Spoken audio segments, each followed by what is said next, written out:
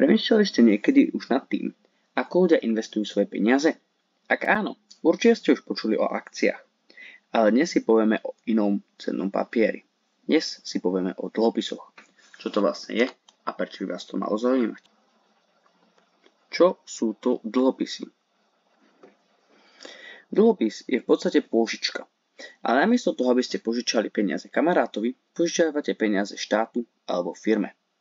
Na oplatku vám sľubujú, že vám po určitom čase vrátia vaše peniaze aj s úrokmi.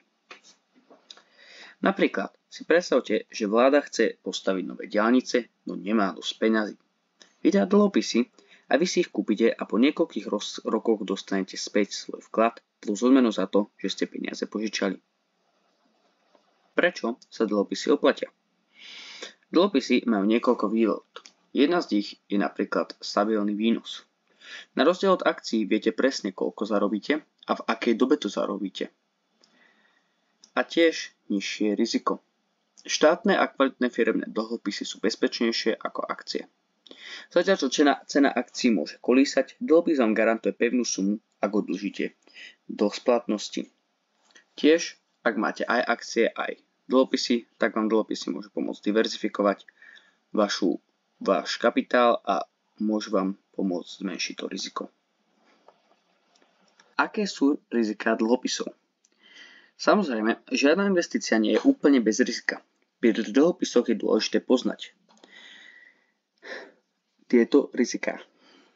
Jedna z nich je napríklad inflácia. Keďže sa inflácia stále zvyšuje, tak je možné, že vy budete mať dlhopis, ktorý bude vám vrácať v týchto úrokoch menej peňazí, než toľko, o koľko sa zvyšuje inflácia. Dajme tomu, vám budú dávať iba 2% navyše v týchto úrokoch. Vaše peniaze vám potom budú tým pádom iba prepadať a vy nedokážete držať s infláciou. Ďalšie riziko je krach, alebo teda riziko nesplatenia. Ak firma alebo krajina, ktorej ste požičali peniaze, skrachuje, môžete o vaše peniaze prísť. Preto je dôležité si vyberať kvalitné dlhopisy. Najbezpečnejšie sú štátne dlhopisy vyspelých krajín a firemné dlhopisy od veľkých stabilných spoločností.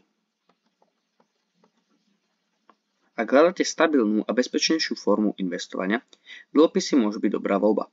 Ako pri každej investícii si však najprv urobte vlastný prieskum.